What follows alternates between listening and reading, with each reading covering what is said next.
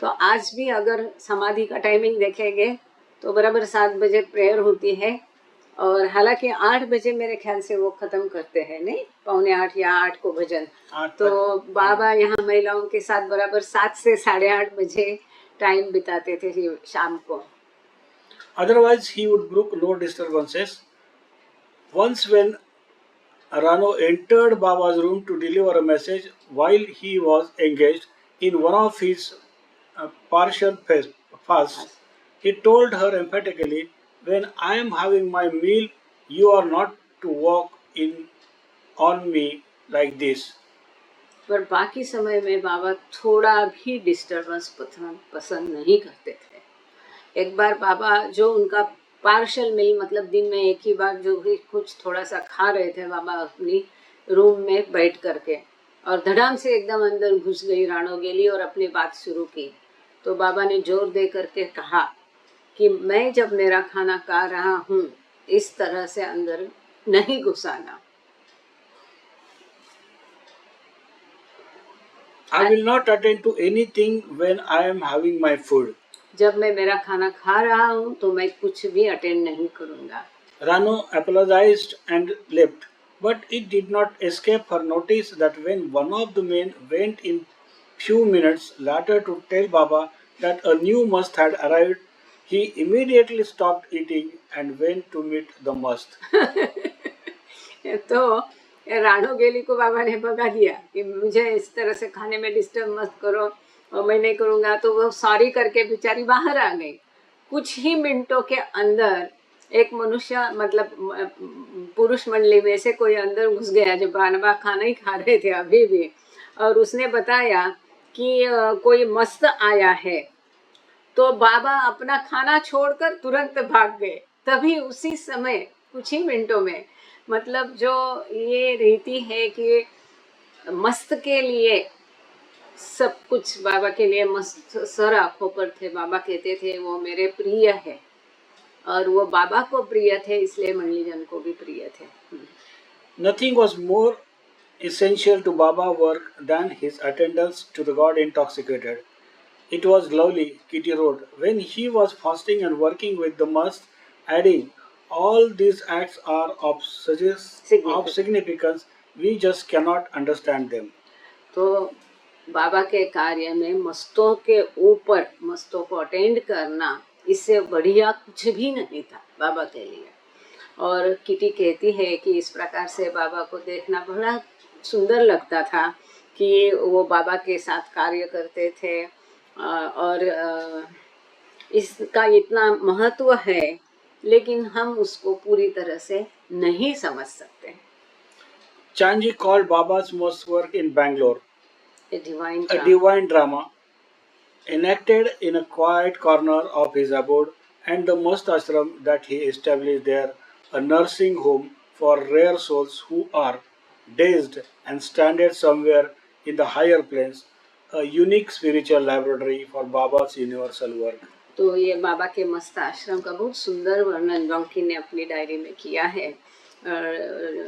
चांजी ने लिखा है कि ये बाबा बेंगलोर में एक शांत कोने में इस तरह से ये मस्त का आश्रम चला के उनके लिए ये जो नर्सिंग होम बाबा ने खोला था कि उन आत्माओं के लिए जो जिनकी नज़र इस डेस्ट है, कहीं पर पहुँचे हुए हैं और ये उच्च भूमिकाओं में कहीं फंस गए हैं, ऐसे आत्माओं के लिए जो बाबा नर्सिंग होम और आश्रम चला रहे थे बेंगलोर के एक शांत कोने में, ये एक दैवी नाट्य था, डिवाइन ड्रामा था। और ये बाबा की आध्यात्म वैश्विक कार्य की एक असाधारण ऐसी आध्यात्मिक लैबोरेटरी थी, लैब थी। बहुत सुंदर शब्द यूज किया है चांजी ने, आध्यात्मिक लैब थी। अब यहाँ पर ये बिजीएस्ट ऑफ ऑल ये जो चैप्टर था ये पूरा हो गया। अब तुरंत हम नया चैप्टर शुरू करते हैं। Byramangala, spiritual capital of the world, पूरे विश्व की आध्यात्मिक राजधानी बैरामंगला। हम लोग पेज नंबर 313 पर है जी। Kitty observed that Baba suffers much these days. He is happy for he experiences both eternal bliss and eternal suffering. but just now the latter is predominant, with the whole world staggering under the rations tension. of what may lie in store. तो बाद में kitty देवी लिखती है कि आजकल बाबा बहुत खुश नजर आ रहे हैं, बहुत खुश भी है, बहुत यातनाएं भी उनको हो रही है, फिर भी वो बहुत खुश है इन दिनों। और लेकिन उनकी यातनाएं अधिक है उनकी खुशी से भी, और वो बहुत नजर आती है, प्रीडोमिनेंट है वो, खुशी से भी यातना अधिक है। इस समय पूरा संसार जो है एक महायुद्ध की दहलीज में है, उसके भाग्य में एक युद्ध लिखा हुआ है, ऐसे में ये बाबा की हालत है। It all has to be as it is for the final good of all, परंतु अंतिमतः सभी के लिए, सब अच्छे के लिए ही ये है। That through trial and tribulations, each individual in each nation may reach nearer its goal of true brotherhood, love and unselfish living. तो इस प्रकार से ये कितना भी यातना में काल हो, ये सब संकट की घड़ी के माध्यम से अंतिमतः हर एक व्यक्ति और हर एक नेशन, उसका जो आपस में भाईचारा है ये बढ़ जाएगा, आपस में इन लोगों का प्रेम बढ़ जाएगा, और जो निस्वार्थ जीवन है इसकी तरफ ये मुड़ेंगे। तो अभी कितनी भी तकलीफ हो, युद्ध का समय हो, इसका अंत तो मीठा ही होगा। The Universal Spiritual Center served as scaffolding for this work so that the world might achieve that end. तो बाबा की जैसे इस हमने चर्चा की कि इस अवतार काल में प्रत्येक कार्य जो बाबा का था प्रतीकात्मक था, स्वयं बाबा जाकर के कोई चीज में हम दिखाई नहीं देंगे। कि जैसे कि क्या होता है ना, आजकल कोई रास्ते का, पुलिया का, किसका उद्घाटन करना है तो उसको क्या कहते हैं, कौन सा उद्घाटन करते हैं, सॉफ्ट क्या इनॉग्रेशन, वहाँ जाता नहीं मंत्री संतरी, तो वो कंप्यूटर में उसका उद्घाटन कर देता है। ये रीति बाबा ने शुरू कर दी है इस अवतार काल में। जैसे कि कृष्ण काल में कृष्ण स्वयं वो युद्ध भूमि पर था, पर इस समय में अवतार का कार्य प्रतीकात्मक है। तो वो कहती है किटी कि ये जो विश्व में सारी उथल पुथल चल रही है, स्कैफोल्डिंग रचना, ढांचा, बांबू बांधता था। हाँ, तो वही हिंदी में बोलो जो कनक बंधाते हैं ना। हाँ, तो ये किटी कहती कि जो विश्व का कार्य है, इसका जो ढांचा है, तो ये विश्व का कार्य, ये यूनिवर्सल सेंटर जो बैरामंगला में, ये बात को ध्यान देना बहुत जरूरी है, क्योंकि हम सबके मन में होता है कि बाबा ने इनॉग्रेशन किया, फिर ये सेंटर बना क्यों नहीं। तो इसका उत्तर शायद यहाँ हमको मिलता है। किटी देवी कहती है कि ये आध्यात्मिक केंद्र का ढांचा यहाँ पर बना करके, जैसे कि खुदाई की वगैरह वगैरह, तो इसके द्वारा ये विश्व का जो महायुद्ध है, इसका कार्य बाबा इसके द्वारा कर रहे हैं। तो वो जो पूरे विश्व का कार्य और महायुद्ध है, इसका ये ढांचा है। स्कैफोल्डिंग मतलब जो कनात बनाने के लिए करते हैं ना, ढांचा, वो है। In a letter to Delia, Baba spoke of the difficulty of his work at this critical time, but most especially of his role in the establishment of the center. My work at present is heavy. Apart from the universal work for the upliftment of all, I have the work of the center, which entails much work and time. तो यहाँ पर बाबा ने dahlia Dillon, जो हम जानते हैं, जिसने वो बाबा के नक्शपा बनाया था, तो उसको पत्र लिखा है। उस समय में बाबा कहते हैं कि मेरा कार्य इस समय में बहुत क्रिटिकल समय से गुजर रहा है, बहुत मेरे कार्य में काफ़ी सारी दिक्कतें आ रही हैं, difficulty of his work and, कई सारी दिक्कतें है, मेरा कार्य बहुत मुश्किलों भरा है। और इस समय में खास करके मेरी जो भूमिका है कि यहाँ पर एक केंद्र स्थापित करने की, उसके बारे में भी दिक्कतें आ रही है। आगे बाबा लिखते हैं, इस समय में बहुत भारी कार्य चल रहा है, जो वैश्विक कार्य है, इसके अलावा सभी विश्व को एक आध्यात्मिक धक्का देना, पुश करना है, सभी को एक आध्यात्मिकता की तरफ अग्रसर करने का भारी कार्य इस समय में कर रहा हूँ। I have the work of the No. center. Yes, I have. I have the work of the center which entails much work and time. तो मुझे ये सेंटर का भी कार्य करना है जिसके लिए काफी सारा समय लगता है। I supervise personally every detail, although allotting to each person that particular side of the work to which each is suited. हालांकि मैंने सबको अपना अपना उनका कार्य उनकी योग्यता के अनुसार बांट दिया है, परंतु सभी कार्य मैं दस्तूर खुद स्वयं उसको सुपरवाइज करता हूँ, पर्यवेक्षण करता हूँ, उसको देखता हूँ। The center is to be on a very large scale, consisting of many different sections, but all under my one guidance. तो ये सेंटर जो रहेगा, क्योंकि डेलिया डेलन वहाँ पर अमेरिका में है, यूएसए से है ना वो, यस, और वहाँ इसको पत्र से बार बार लिख रहे हैं। ये वैश्विक आध्यात्मिक केंद्र जो है बहुत ही बड़े पैमाने पे है, क्योंकि इसमें कई सारे भिन्न भिन्न सेक्शंस रहेंगे, विभाग रहेंगे। जैसे कि हमने पिछले बार इसका पूरा ब्यौरा देखा था कि ये कौन से विभाग है, इसका नक्शा, मैप वगैरह भी हमने देखा था, और लेकिन फिर भी ये पूरा मेरे मार्गदर्शन के अंदर ही रहेगा। Baba said December 17, 1939 as the date for the foundation laying ceremony for the new center.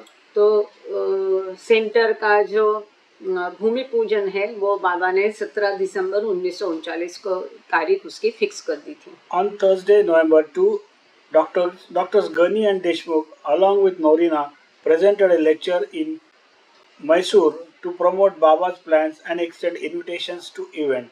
तो ये बाबा का जो अभी इनॉग्रेशन केंद्र का होने जा रहा था, उद्घाटन होने जा रहा था, इसमें सभी को आमंत्रित करने के लिए, सभी को इनवाइट करने के लिए, सबकी जानकारी के लिए स्वयं दोनों डॉक्टर गनी, डॉक्टर देशमुख, उनके साथ में नोरीना, ये लोग मैसूर में जगह जगह पर जाकर के पब्लिक मीटिंग करते थे, भाषण देते थे और लोगों को इसके केंद्र के बारे में जानकारी दे करके आमंत्रित करने के लिए। देखो बाबा के कार्य समय में भी किस तरह का कार्य हुआ था कि सद्गुरु बाबा का नाम फैलाने के लिए किस प्रकार से उस समय में भी कार्यरत सभी थे, और तभी से बाबा हमेशा कहते हैं कि यही उनका कार्य है कि सभी के नाम कान पर उनका नाम जाए। 4 days later, Nadine joined them to offer another talk in Bairamangala Town Hall about the new center and its purpose. तो 4 दिन के पश्चात इनकी टोली में नदीन टॉल्स्टॉय भी ज्वाइन हो गई, और उस दिन बैरामंगला का टाउन हॉल था, क्योंकि ये ब्रिटिश राज था उस समय में, बहुत ये था। तो ये नदीन टॉल्स्टॉय जो काउंटेस थी रशिया की, नोरीना मैजबेली जो प्रिंसेस थी इंग्लैंड की, तो इनका एक रूप था, तो उनको देखकर भी लोग आकर्षित हो जाते थे। तो बैरामंगला के टाउन हॉल में नदीन ने भाषण दिया नया केंद्र और उसके हेतु के बारे में। Earlier that day, however, Baba had confided to Deshmukh, I won't let it be a total success. I will make sure there is 50% opposition and 50% sympathy. तो जो नजदीकी लोगों को बाबा अपने कुछ चीजें बताते थे, तो वैसा बाबा ने चुपके से उस दिन देशमुख को बताया कि मैं ये जो इनॉग्रेशन उद्घाटन को 100% यशस्वी नहीं होने दूंगा। देखो खुद ही बाबा ये निर्माण करते, ये समझने की बहुत जरूरी है। बाबा खुद ही देशमुख को बोलते हैं ये उद्घाटन जो कार्यक्रम है इवेंट, तो ये 50% सक्सेसफुल होगा और 50% इसको विरोध होगा, ऐसा मैं बनाऊंगा। Baba's promise of conflict was fulfilled when a local attorney named Sampij Venkatpatiya set about trying to run a local citizens against Baba and the center. तो जो ये बाबा का वचन था कि मैं विरोध निर्माण करूंगा, ये वचन बाबा ने पूर्ति की, क्योंकि वहाँ के जो स्थानिक लोकल स्थानिक वकील थे सैम्पीज वेंकटपतैया, इन्होंने कुछ जो स्थानीय लोग थे उनके साथ मिल करके उन्होंने बाबा और उनके केंद्र के खिलाफ भड़काना शुरू कर दिया। As a public figure, Venkatapatayya was in an ideal position to create strife and to spread Baba's name. तो ये एक पब्लिक फिगर था, लोगों में जाना माना वकील था वेंकटपतैया, और वकील लोगों का काफी सारे काम ही यही होता है, झगड़ा लगवाने का। तो इसके लिए क्या है कि उनकी एक ऐसी स्थिति थी, पोजीशन थी कि ये सारा झगड़ा और ये विरोध वो उत्पन्न कर सकते थे। Early in December, he issued an astoundingly negative statement that virtually guaranteed more attention for Baba and his work. तो उसी समय में दिसंबर के माह की शुरू में उन्होंने एक ऐसा अद्भुत, आश्चर्यजनक और विरोधात्मक वाक्य स्टेटमेंट किया कि करीब करीब सभी का ध्यान उसके कारण, ऐसा एक चकित करने वाला स्टेटमेंट किया कि सभी का ध्यान बाबा और उनके कार्य की तरफ गया। For all the hysterical tom-tom about Sri Meher Baba by his coterie of devotees, disciples, admirers and friends who try bluff, bluster, bravado and browbeating, there is unimpeachable documentary evidence of most intimate character which denounces him as a swindler, cheat and charlatan. Meher Baba stands condemned as a disciple wretch not fit for any decent-minded man or woman to associate with. He is a fraud on humanity, a dangerous devil. इतनी गालियां बकी है इसमें बाबा के लिए, तो इसका मुझे खास अभ्यास करना पड़ा इन गालियों का, क्योंकि इनमें से कुछ भी मैं नहीं जानती थी बाबा की दुआ से। तो उसने क्या किया कि उस स्टेटमेंट जो उसने चकित करने वाला था उसमें बाबा के खिलाफ बाबा के ऊपर इतने आरोप लगाए। ये जो वकील था वेंकटपतैया, उसने क्या कहा, वो कहते हैं कि मेहर बाबा के बारे में उसके अगल बगल के उनके भक्त लोगों की एक कोटरी है, मतलब एक मंडलिंग का गुट है, बाबा के भक्तों का गुट है। उन्होंने इतना टॉम बाबा का बारे में इतना एडवर्टाइजमेंट करके इसके उन्माद भरी उत्साह से एडवर्टाइज की है। वो कोई नहीं है, बाबा के अपने ही शिष्य है, उनके मंडली का गुट है, उनकी प्रशंसा करने वाले उनके मित्र है। उन्होंने इतने सारे बाबा की प्रशंसा की, लेकिन मेहर बाबा जो है वो क्या है, एक दिखावा है, ब्लफ। अब ये सभी, जैसा कि आप लोगों ने कहा कि कई सारे शब्दों को हमको अर्थ नहीं समझते हैं, तो आपके लिए ये सारे शब्द के अर्थ बताती हूँ। ब्लफ मतलब दिखावा करने वाला, झूठा। ब्लस्टर मतलब डराना, धमकाने वाला, या शेखी या डिंगे मारने वाला। ब्रावेडो या बर्बाडो मतलब जो गिदड़ भक्ति करता है। और अनइम्पेचेबल क्या कहा है यहाँ पर, ब्रोबीटिंग मतलब क्या कि वो भी धमकाना, डराना, धमकाना। और अनइम्पेचेबल डॉक्यूमेंट्री एविडेंस, ओके, डिनाउंसेस, ये सारे आरोप जो है, ये स्विंडलर है, मतलब क्या है, ये ठग है। स्विंडलर मतलब ठग, उचक्का। चीटर मतलब धोखेबाज। चार्लटन मतलब मायावी, कपटी, मिथ्या। तो इसने कोई, मुझे नहीं लगता है डिक्शनरी से कोई शब्द छोड़ा है।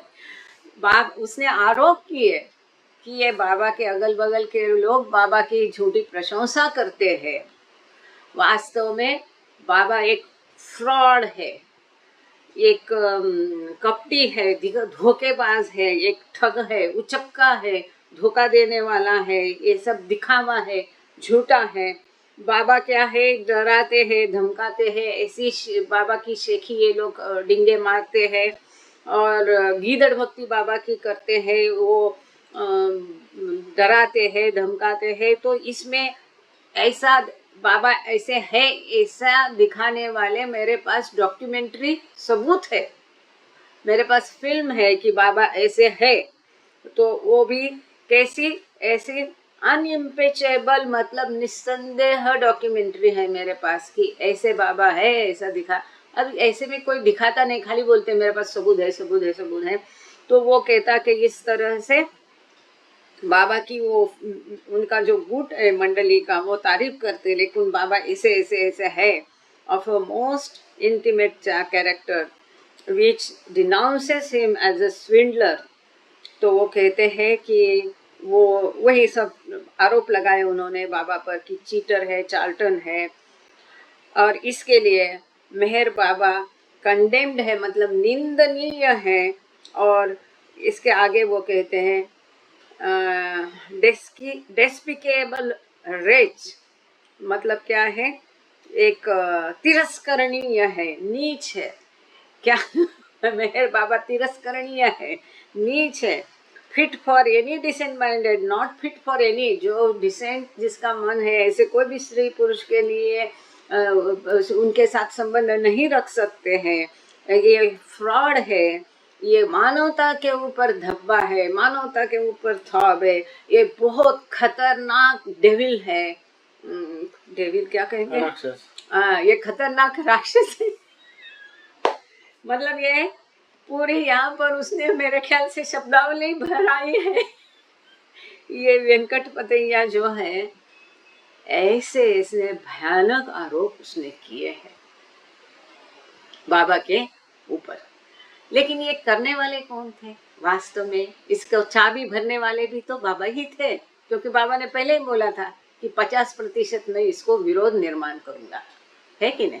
अब आगे इसके ऊपर बाबा की प्रतिक्रिया बहुत जानने जैसी है, हमको सीखने जैसी है। तो बाबा ने इसके ऊपर क्या कहा, और ये जो विरोध करने वाले थे उनके साथ उन्होंने और भी बाबा के विरोधी लोगों को अपने साथ मिलाकर जो प्लान बनाया, उसको कैसा चौपट बाबा ने किया, ये इंटरेस्टिंग कहानी अब आगे हम सुनेंगे। The Diwan called Venkatpataya a convict lawyer who is trying to stage a comeback. But Baba dismissed the situation as a mere nothing. He was altogether unfazed, observing, "This is only the beginning, mere the child's play. I warned you some time ago to be prepared for opposition of much more serious and larger scale than this." When Dr. Ghani wondered aloud why Baba did not just turn the key to silence the opposition, Baba replied, तो ये जो दीवान थे, स्वाभाविक था, बाबा और सब लोग उनके गेस्ट थे, मेहमान थे, तो ये बहुत व्यथित हो गए। और दीवान मतलब एक राजा या पंतप्रधान जैसी पोजीशन दीवान की थी उस समय, क्योंकि मैसूर में जिनका राज था। तो इसलिए ये दीवान बहुत व्यथित हो गए, और वो तो उसको आराम से ठिकाने लगा सकते थे। तो उन्होंने कहा ये जो लॉयर है ये अपना बस्तान बसाना चाह रहा है इसके माध्यम से, और लेकिन बाबा ने ये स्थिति को खारिज कर दिया। दीवान को कहा कुछ नहीं करना है। क्या कहा, दीवान कुछ भी कर सकता था उसके साथ, लेकिन बाबा ने दीवान को मना किया, कुछ नहीं करना है। और अनफेज्ड मतलब बाबा एकदम उसके बारे में बेफिक्र लग रहे थे, कोई उसका कॉग्निजेंस ही लेना नहीं, दखल ही नहीं लेना, इस प्रकार से बाबा लग रहे थे। और बाबा ने कहा ये केवल शुरुआत है, ये बच्चों का खेल है। मैंने तुमको आगाह किया था कि इससे भी बहुत बड़ा विरोध होगा, जिसके लिए तुमको तैयार रहना है। इससे भी वो खतरनाक होगा, बड़े पैमाने पर होगा। तब डॉक्टर गनी ने आश्चर्य जताया और बाबा से कहा कि बाबा तुम चाबी घुमा के उनको शांत क्यों नहीं करते, क्योंकि उनको पता था ये हमेशा ये बॉम्बे वाले और उनकी एक टर्म थी, बाबा ने चाबी घुमाई, बाबा टर्न द की, या बाबा को बोलते थे बाबा चाबी घुमाओ ना, बाबा चाबी घुमाओ ना, मतलब इस स्थिति को बदल दो आप। क्योंकि वो तो मास्टर की है, कोई भी सिचुएशन को हैंडल करके बदल सकते हैं। तो गनी ने बाबा से कहा कि तुम चाबी घुमा के इसको बदल क्यों नहीं करते हैं, और ये सारा जो विरोध है इन लोगों के द्वारा होने वाला, इसको शांत क्यों नहीं करते। बाबा ने जो उसको गनी को उत्तर दिया वो बहुत सुंदर है, उसको अब हम पढ़ेंगे। Baba replied, "This is my key. This will bring pep into the work and arouse your enthusiasm and interest. The game will be lively. The whole world is fighting for one thing or the other, and you too join in the game. To fight not for selfish motives or gains, but for the truth. Be afraid of nothing, not even the results." तो बाबा ने एक practical तरीके से उनको शांत किया है। देखो जो बाबा ने उत्तर दिया, आप लोग बहुत लोग हैं, आप लोग मैच देखते होंगे क्रिकेट की, है कि नहीं। वो लगातार एक मारते जाता है और सीधा सीधा जीत जाता है और एक सीधा सीधा हार जाता है, तो आप क्या कहते हैं, मजा नहीं आया, है कि नहीं।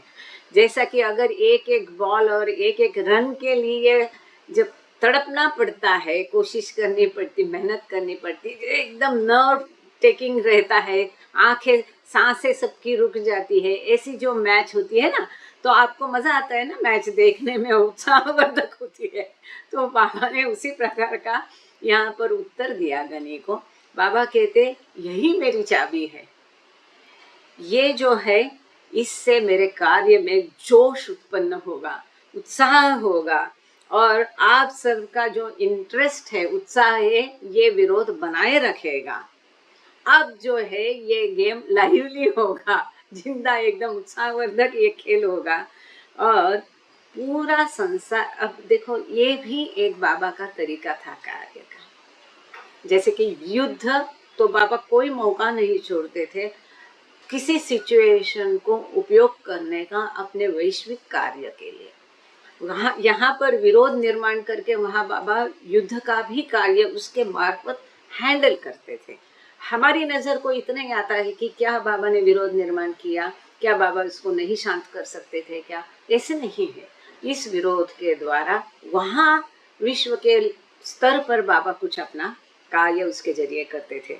आगे बाबा कहते हैं पूरा विश्व जो है किसी न किसी चीज के लिए लड़ ही रहा है, और तुम भी इस गेम में ज्वाइन हो जाओ।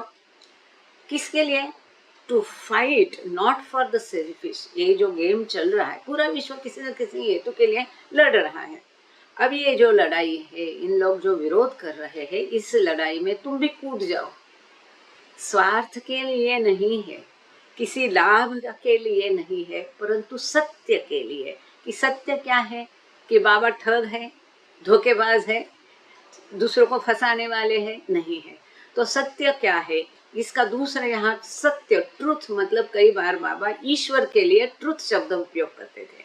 तो ईश्वर के लिए लड़ने के लिए तुम भी तैयार हो जाओ, किसी चीज से भी डरो नहीं, और किसी के परिणाम से भी डरो नहीं।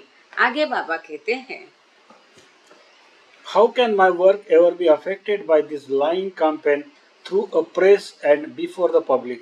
All this hue and cry against me, all this propaganda has not affected my work adversely in the least.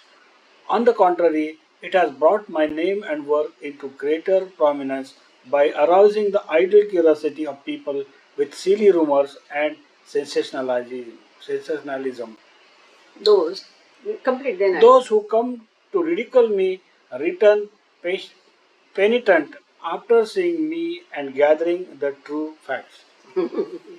तो बाबा उनको और भी आगे समझाते हैं कि इस तरह से ये लोग मेरे कार्य को कैसा बाधित कर सकते हैं। इस प्रकार के कैंपेन चला के, इस प्रकार से प्रेस रिलीज, अखबार में झूठी बयान दे करके, या पब्लिक को झूठा बात करके पब्लिक को झूठी बातें, कहानियां बता के, वो मेरे कार्य को कभी बाधा नहीं पहुंचा सकते हैं। ये सारी जो ह्यू मतलब चित्कार, ये सारी जो चीख है, उनकी चित्कार है, मेरे खिलाफ जो चिल्ला चोट है, एक तरह से ये मेरा प्रचार ही कर रहे हैं, प्रसार ही कर रहे। ये आम यस लोगों की ये धारणा होती है। देखो कई बार इलेक्शन में आपने देखा है, अगर कोई वो नेता के बारे में कुछ नहीं बोलता है तो वही कुछ लोगों को पैसा देके उसके बारे में उल्टा सीधा बात करने को उसको मजबूर करता है। इस तरह से किसी तरह से सनसनीखेज पैदा करके खुद अखबारों में या लोगों के नज़र के सामने रहने की कोशिश करते हैं।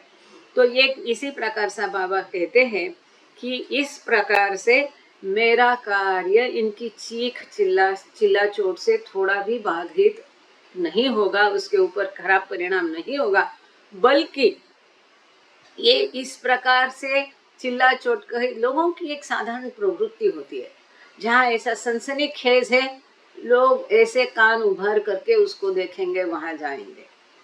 जो शांत साधारण है वहां कोई नहीं भटकेगा। तो ऐसे इस तरह से केवल ये नोरीना नदी इनके व्याख्यान से अगर नहीं आते थे, उतने ज्यादा लोग अब ये वेंकटपतैया के स्टेटमेंट के कारण बाबा की तरफ आने लगेंगे, बाबा को देखने आएंगे, बाबा को जानने की उत्सुकता रखेंगे। इतनों के कान में बाबा का नाम जाएगा। तो बाबा कहते इनकी चीख चिल्ला चोट से मेरा कार्य बाधित नहीं होगा, बल्कि इसके विपरीत और अधिक शोहरत मिलेगी, प्रसिद्धि मिलेगी, क्योंकि लोगों के मन में एक उत्सुकता निर्माण होगी। इस प्रकार की सनसनीखेज और संवेदनशीलता निर्माण करके इस प्रकार की रूमर्स जो है, अफवाहें फैला के ये लोगों के मन में उत्सुकता निर्माण कर रहे हैं। तो उल्टा ये मेरा नाम उनके कानों में पहुंचाने में मदद ही करेगा। जो मेरी संभावना करते हैं, मेरा अपमान करते हैं, रिडिक्यूल करते हैं, those who come to ridicule में, वो जब मुझे देखेंगे, जो इन सनसनीखेज खबरों में विश्वास करते हैं, तो कई लोग होते हैं कि उनको सबूत चाहिए होता है, ये स्वयं उसको परखना चाहते हैं। कई अंधविश्वासी होते हैं। तो इस तरह से बाबा कहते हैं जो लोग इस पर विश्वास करके आएंगे, हाँ ये कैसा फ्रॉड है, टक है, देखते हैं आज उसका प्रोग्राम ही खत्म कर देते हैं, इस भावना से जब आएंगे और जब वो मुझे देखेंगे तो फिर उनको असलियत क्या है उसका पता चलेगा। Meanwhile, Venkatapatayya contacted Baba's old would-be nemesis, Colonel M.S. Irani, and they held their own public meeting on December 10 in a further attempt to discredit Baba's work. इसके बीच में अब ये वेंकटपतैया वो पूरा जोश में था, क्योंकि बाबा ने चाबी बनी है ना इनडायरेक्टली, तो वो कोई प्रयास छोड़ेगा नहीं। MS कर्नल ईरानी, मेहरा माई के बड़े भाई, इनको बड़े बाबा से पहले से ये था कि मेरी बहन सब कुछ छोड़ के, मेरी माता ने सब कुछ उनके चरणों में अर्पण तो करके उसको पहले से बहुत बड़ा बाबा के ऊपर गुस्सा था। आए दिन बाबा का बहुत अधिक विरोध करता था, गाली बकना, बाबा के विरुद्ध लेख लिखना अखबारों में।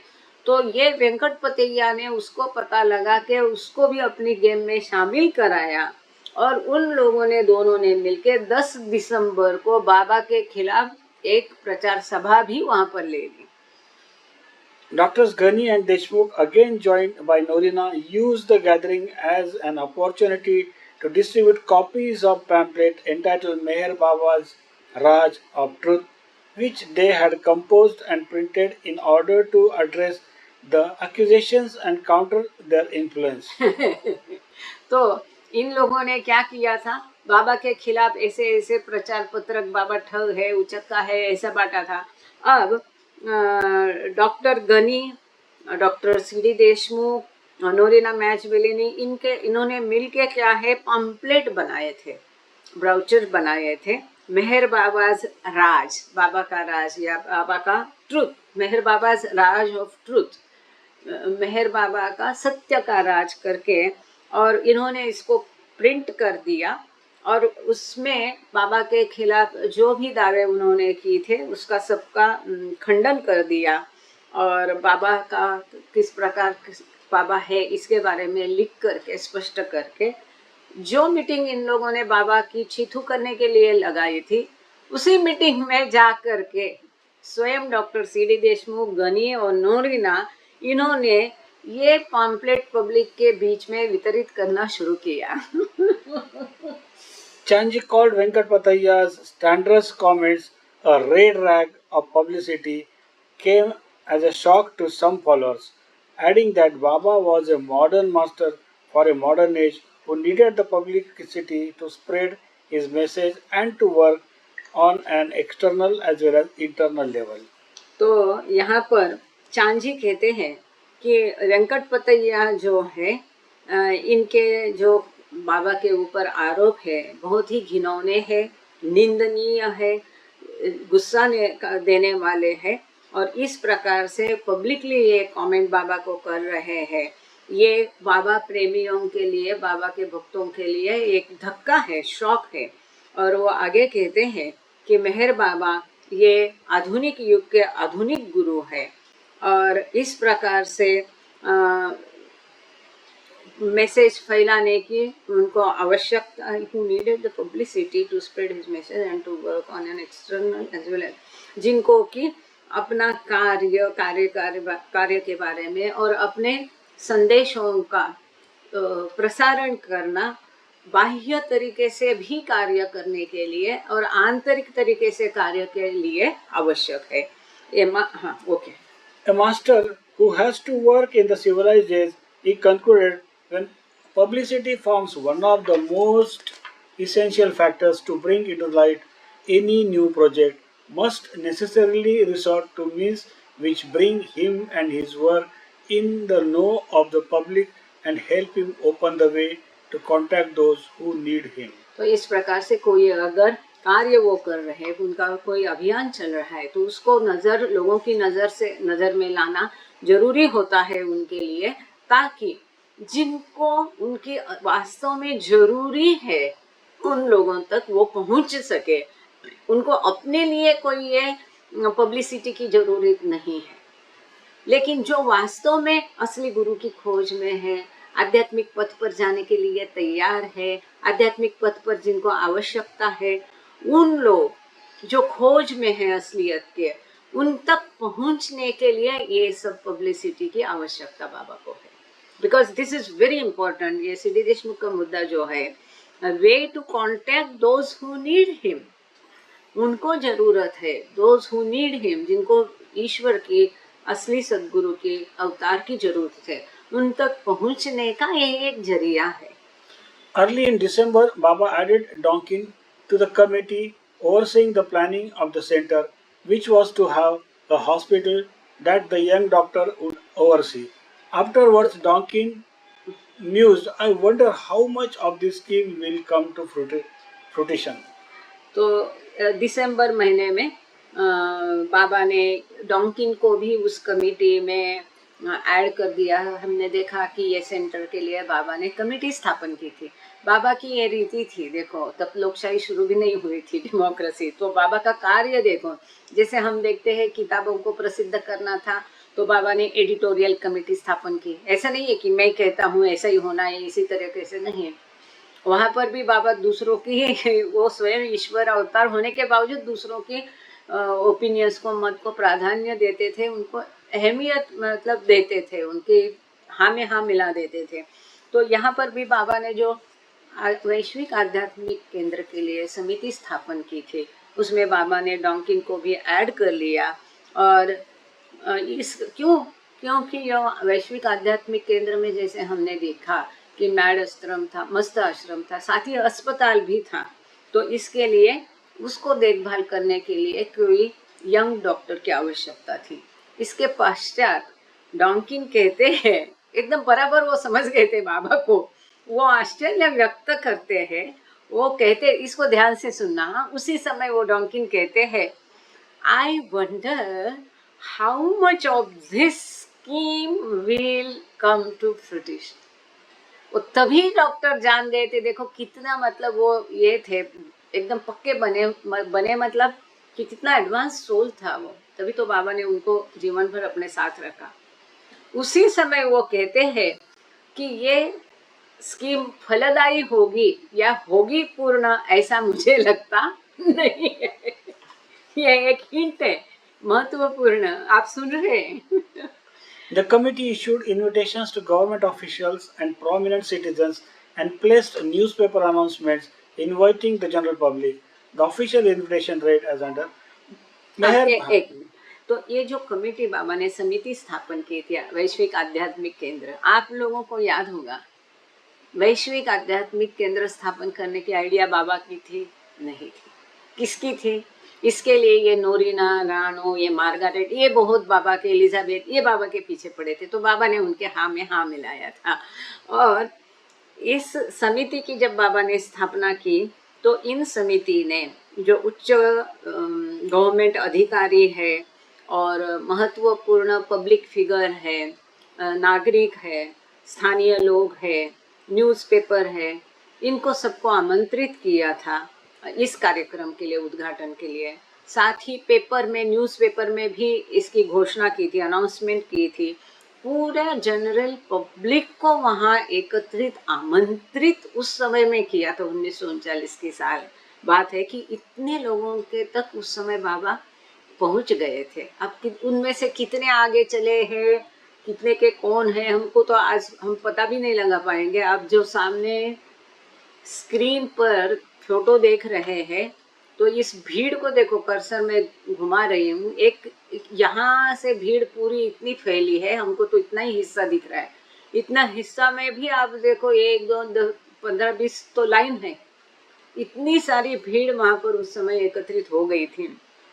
और जो आधिकारिक तौर पर फॉर्मल, औपचारिक आमंत्रण था, उसका ढांचा कैसा था वो अब हम देखेंगे। The official invitation read, Meher Baba's devotees and all aspirants throughout India are cordially invited to attend the foundation laying ceremony of the Universal Spiritual Center by the Master at the newly acquired site adjoining Baira Mangala Reservoir near Bidal Railway Station, Bangalore-Mysore route on the afternoon of 17th December 1939.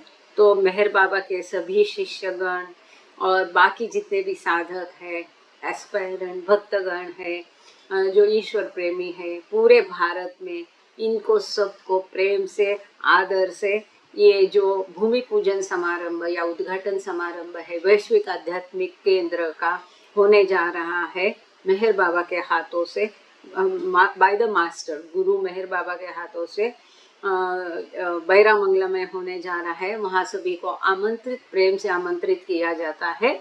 और ये नई जो site खरीदी गई है बैरा मंगला, फिर address दिया है कि नियर बिदाल रेलवे स्टेशन के पास में बेंगलोर मैसूर रोड पे बिदाल बैरा मंगला रिजर्वायर पर ये प्रॉपर्टी खरीदी है। वहाँ पर 17 दिसंबर 1939 की शाम को ये कार्यक्रम होगा।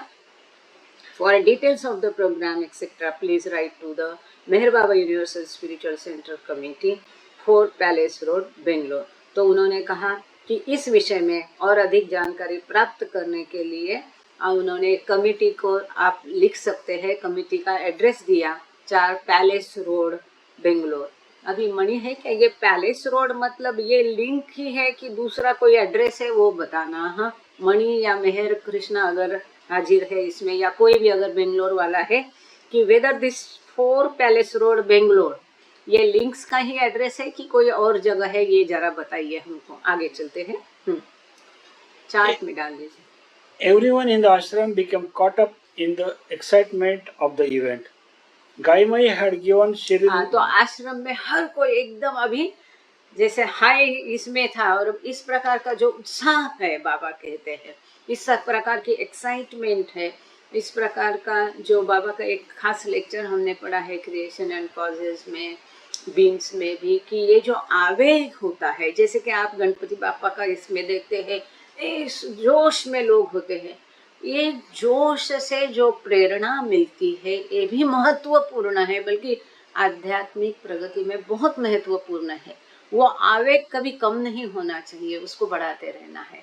तो इसी प्रकार से आश्रम में भी सभी लोग एकदम उत्साहित हो गए थे इस उद्घाटन के लिए, एकदम संचार आ गया उत्साह का उनमें। अब एक सुंदर मजेदार हकीकत कहानी हम पढ़ने जा रहे हैं। बाबा और उनकी माता शिरीन माई, इसके बारे में वीडियो ऑलरेडी ब्लू बस टूर में बी विद बाबा ग्रुप में डली है, आपने देखी भी होगी मेहरबान जसावाला की आवाज में। यही हकीकत अब हम पढ़ने जा रहे हैं। Kaimai had given Shirin Mai a beautiful sari that she was saving for special occasions, and the ceremony seemed like a perfect opportunity to wear it. Unfortunately, Baba's mother had yet to learn how to pick her battles, which sometimes erupted at the worst possible moments, as Meherwan recounted. तो मेहरबान जसावाला ये हकीकत बताते हैं, क्योंकि मेहरबान जसावाला जो है वुमेन्स में उनको खास अनुमति दी गई थी महिलाओं के बीच रहने की। एक छोटा बच्चा था और इसी भी वो उनकी क्वालिटीज ही ऐसी थी कि कभी बाबा ने आपत्ति नहीं जताई। तो महिलाओं की उतना एक एक्सेप्शन बाबा ने किया था। ये तो जो ज्वाइन किए मेहरबान जसावाला तो छोटे बच्चे थे, तो अपने माता के साथ महिलाओं की तरफ रहते थे, तो उनको काफ़ी सारी यादें हैं जो उन्होंने साझा की है। तो ये बताते हैं कि बहुत सुंदर साड़ी थी और उनकी मेहरबान की माता मतलब गाय माई, एरज की माता, तो इन्होंने ये सुंदर साड़ी शिरीन माई को दी थी और शिरीन माई ने इसको रख दिया था कि कोई खास प्रसंग होगा तब मैं साड़ी ये पहनूंगी। अब उसने शिरीन माई ने सोचा कि ये बहुत परफेक्ट ओकेजन है, इतने लोग आएंगे, इतना बड़ा मौका है, ये दीवान वगैरह आएंगे, ये सब इतना ऑस्पिशियस ये घड़ी है, तो मैं इस घड़ी में ये साड़ी को पहनूंगी। अब दुर्भाग्य से जो है शिरीन माई को अभी तक पता नहीं था कि कब कौन सी बात को किस तरह चलाना है और बाबा का मूड देख के ये सब करना, ये चालाकी अभी तक शिरीन माई ने सीखी नहीं थी। तो मेहरबान इस घटना को यहाँ पर बता रहे हैं, आगे पढ़ेंगे। So when this big event of the groundbreaking ceremony of Baba's Universal Spiritual Center was to take place, Shirin Mai thought it fit to bring out that fine sari and put it on. So my mother had to dress her up, and she really looked very splendid and beautiful in that sari.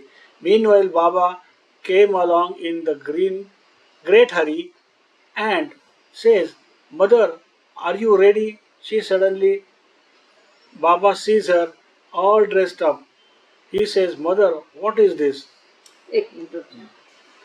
तो अब क्या हुआ कि ये जब भूमि पूजन, ground breaking मतलब है ना, खुदाई थोड़ी करते हैं उसको, पाया खुदाई कहते हैं, भूमि पूजन कहते हैं। तो ये भूमि पूजन का जो सेरेमनी होने वाली थी या बाबा की अपनी तरीके से होती है। हाँ, कृपा करके कोई ये नहीं सोचना कि बाबा तो कर्मकांड मना करते थे, फिर ये सेरेमनी कैसी, या किसी पंडित को बुलाया होगा, कोई मंत्रोच्चार नहीं। बाबा के अपने तरीके होते थे। उस बहाने इतने लोगों को बाबा ने दर्शन दिया। आगे हम पढ़ने जा रहे हैं उसको भी। इतने लोगों को बाबा के हाथ का प्रसाद मिला और बाबा को देखना मिला। ये अन्यथा संभव नहीं था, क्योंकि लोगों को ना ऐसा कोई बहाना चाहिए तब लोग एकत्रित होते हैं। तो खैर ये एक बहाना था, बाबा के कार्य का तरीका था। तो ये जो भूमि पूजन की सेरेमनी थी, घटना थी, तो यहाँ पर बाबा के वैश्विक आध्यात्मिक केंद्र का भूमि पूजन था। तो शिरीन माई ने सोचा कि वो जो सुंदर साड़ी है वो यहाँ पहनेगी, और उसको पहनने के लिए गाय माई ने उनकी मदद भी की, उनको सुंदर तरीके से ये साड़ी पहनाई। और मेहरबान कहते हैं बहुत ही शिरीन माई खूब सुंदर दिख रही थी, वो सुंदर थी ही, और वो साड़ी में और भी बहुत सुंदर दिख रही थी। और इस समय में तुरंत बाबा जल्द में वहाँ पर पहुँचे और उन्होंने अपनी माता से कहा कि माता तुम अभी तक तैयार हो कि नहीं। और एकदम बाबा का ध्यान गया शिरीन माई की तरफ और वो कहते हैं, माता ये क्या है? क्या कहते थे वो? मेरोक कहती है बाबा को, और बाबा उनको मेमो कहते थे। तो ये क्या है करके बाबा आश्चर्य से उनको देखने लगे। तो शिरीन माई पूछती है, तो शिरीन माई को बहुत आश्चर्य हुआ, क्योंकि वो क्या उम्मीद करती थी कि देखो मैं तो सुंदर दिख रही हूँ, बाबा बोलेंगे कितनी सुंदर दिखती है। इसके बदले बाबा तो एकदम बोल रहे क्या है ये, एकदम से ऐसे उनके ऊपर क्या है ये। तो उसको बहुत आश्चर्य लगा शिरीन माई को। वो कहती है तुमको ये पसंद नहीं आई मेरो, तुमको ये पसंद नहीं आई, ये कितनी सुंदर साड़ी है, ये साड़ी मेरी है, वो कहती है। तो लेकिन बाबा खुश नहीं नजर आ रहे थे बड़े आदर. So mother. So mother looked surprised. She said, "Yes, Mera, you don't like it. It's a sari of mine." Baba did not look very pleased. "Look, mother, look what I have on me. See the torn coat." It was an extremely old, worn out coat, something like the Kamli coat he had been wearing for years, and this one was also very tattered and all having patches. He says, "I'm going in this coat, mother, and will it look nice for you being my mother? So, to be dressed up like this, like a queen, that won't look nice." तो बाबा कहते हैं, देखो memo, देखो मैंने क्या पहना है. तो बाबा का जो कोट था, कमली कोट जैसे ही एक पुराना बाबा का कोट था. ओरिजिनली इस कोट का जो आप देख रहे हैं यहाँ चित्र में देखिए स्क्रीन पर, ये ओरिजिनली कोट का रंग लाल भूरे रंग का था, पर अब वो रंग भी नहीं समझ में आएगा, इतना ये फटा पुराना फेडेड रंग गया है. और जगह जगह पे उसको पैचवर्क किया है. ठिगड़ हम मराठी में बोलते थे, हिंदी में क्या बोलते हैं उसको, मतलब जगह जगह उसको दूसरे कपड़े से उसका फटा हुआ पोर्शन को सिलाया गया था. तो बाबा कहते, देखो मैंने क्या देखा है, मैंने क्या पहना है, वो तो देखो. ये बहुत ही पुराना पूरा फटा ऐसा उन्होंने कमली कोट आपको याद है, जगह जगह उसका पैचवर्क किया हुआ, उस तरह से बाबा ने पहना हुआ था. वो पूरा फटा है, जगह जगह पर उसको पैचवर्क किया है. तो बाबा कहते हैं, देखो मैंने क्या कहना है, मैं इस कोट में जा रहा हूँ, क्या ये अच्छा लगेगा? मैं ऐसे कपड़े में जा रहा हूँ और तुम इतनी अच्छी सज धज के निकल रही है, क्या ये अच्छा लगेगा? मेरी माता होने के बावजूद मैंने ऐसा पहना है और तुम इतना सज धज के निकले हैं, ये अच्छा नहीं लगेगा. तो शिरीन माई कहती है, बट देन मेरो, why don't you put on a good coat. तो शिरीन माई कहती है कि मेरो, तुम भी कुछ अच्छे कपड़े क्यों नहीं पहनते, तुम अच्छा कोट पहनो. तो इसके ऊपर बाबा कहते, no, he says, I am a, this is very important. Baba कहते हैं, आई एम अ फकीर, so my mother should be dressed like a mother of a fakir. Get out from that sari. तो बाबा कहते नहीं. जब उसने कहा बाबा से कि तुम भी अच्छा कोट पहनो, तो बाबा कहते नहीं, मैं तो फकीर हूँ, तो तुमको भी फकीर की माता जैसा दिखना चाहिए, नॉट लाइक दिस. जाओ ये सारी बदल के आओ. So mother was very cross. I know, Mera, you never want me to look very nice and well dressed. तो फिर बहुत गुस्सा हो गई शिरीन माई, जल्दी से वो भी नहीं मानती थी और बाबा भी अपनी जिद नहीं छोड़ते थे. ये दोनों माँ बेटे का बड़ा एक सुंदर ये रहता था. तो वो कहती है, मुझे मालूम है मेरो, तू कभी नहीं चाहता है कि मैं अच्छे कपड़े पहन के सुंदर दिखूं. वो बेचारी एकदम रोने लगी. But Baba said, "No, mother, you must get out of that sari and put on the plainest sari that you have." She almost cried to do that, but Baba made her take off that sari, and my mother was very impressed about this, that Baba would not let her wear it. तो वहाँ पर वो कहती है, तो बाबा कहते, नहीं नहीं, तुम ये साड़ी बदल के आओ और तुम्हारे पास जितनी सिंपल सादी से सादी साड़ी होगी उसको पहन कर के आओ. बाबा कहते हैं. तो ऑलमोस्ट शिरीन माई अब रोने आ गई थी, लेकिन उनको मालूम था कि बाबा के सामने उनका कुछ भी नहीं चलेगा. और बाबा ने जबरदस्ती करके उनको वो साड़ी उतरवाई और सादी साड़ी पहनने के लिए बाबा ने उनको मजबूर किया. और फिर ये जब बात मेहरवान कह रहे हैं ना, तो मेहरवान की माता मतलब गाई माई ये सब देख रहे थे.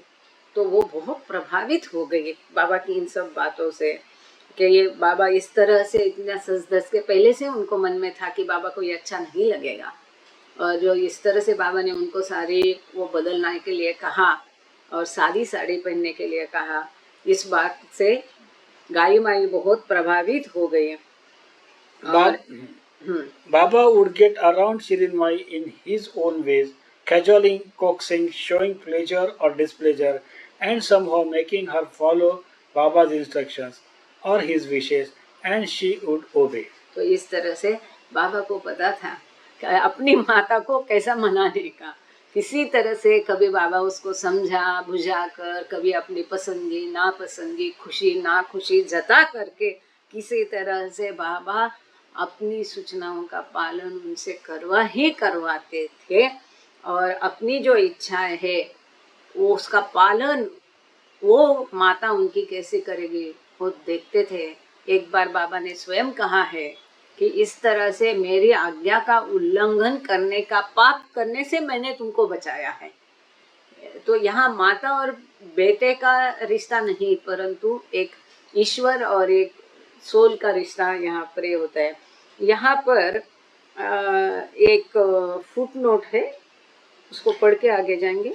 Meherwan later observed there was friction between Baba and her from time to time, so we had to be watchful and keep out the way when we detected one of those episodes about to happen.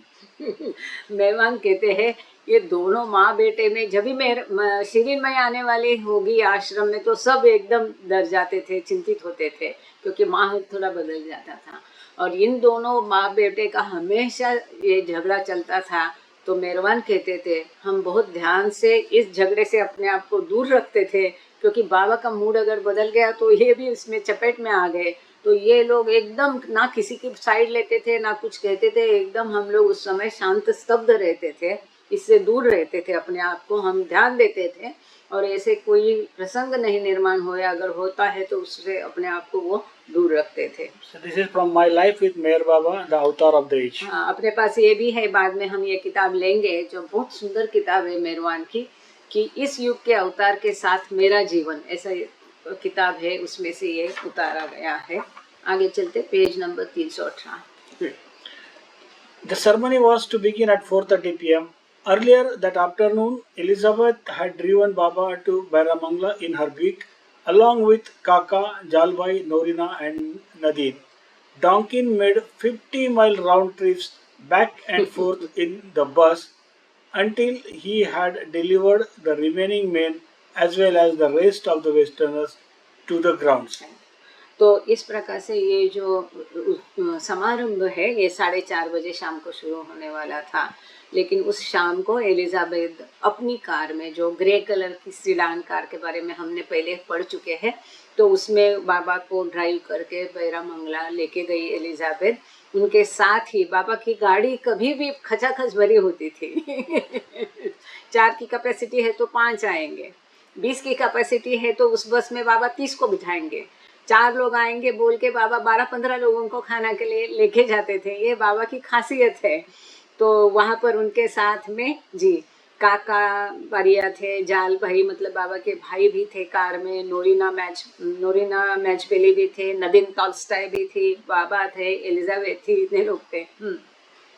और डॉन्किन जो है ये 50 मील की दूरी में दिन भर में डॉन्किन ने क्या करना, वहाँ से महिला और पुरुष को गाड़ी में भरना और बैरामंगला छोड़ना, वापस बेंगलोर जाना, गाड़ी भरना, फिर छोड़ना। दिन भर में उसने आगे पीछे इससे कई सारी ट्रिप करके सभी को, जो महिला पुरुष थे, पाश्चात्य और पौरात्य, सभी को वहाँ ग्राउंड में बैरामंगला के पहुँचा दिया। जैसे हम जानते हैं कि बेंगलोर से काफ़ी दूरी पर है ये बैरामंगला। अभी भी आवाजाही के इतने अब थोड़े होंगे साधन, बीच में तो 80-90 के दशक में तो कुछ भी नहीं हुआ करता था, मुश्किल हुआ करता था वहाँ पहुँचना। तो ये टाइम तो ऐसा था कि कोई साधन भी नहीं हुआ करते थे। At the ceremony site, chairs had been set up in circle beneath the pandals, canopies that would provide shade as well as shelter from possible rain. Baba was to be seated in the center on the brick dais. The dimensions for the center structure were chalked out on the ground around Baba's seat, and this area was shaded with a leaf-covered canopy supported by bamboo poles. Tents had also been erected.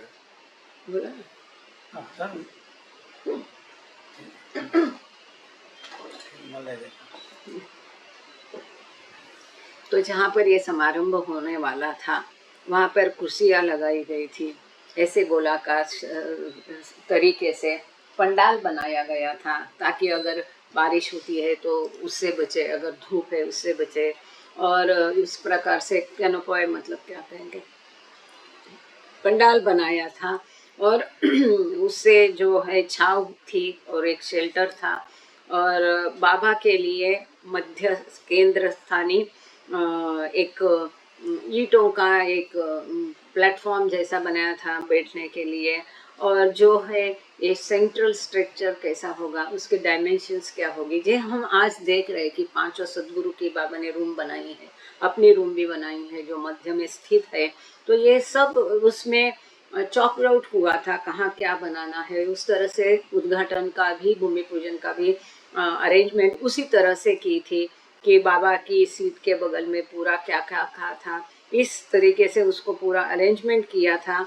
और ये जो पूरा area है, जगह है, इसको पूरा पन्नों से, पत्तों से कवर कर दिया था। और जो बाम्बू के पोल वगैरह उभार करके उसको छाव निर्माण की थी। और टेंट जो है, टेंट भी वहाँ पर बनाए गए थे कि लोगों को धूप में, बाबा बहुत ख्याल रखते थे जो दर्शन के लिए, सहवास के लिए लोग आते थे, तो बाबा उनका बहुत अत्यधिक ख्याल रखते थे छोटी छोटी चीजों से कि उनको कोई भी दिक्कत किसी भी हालत में नहीं पहुंचे।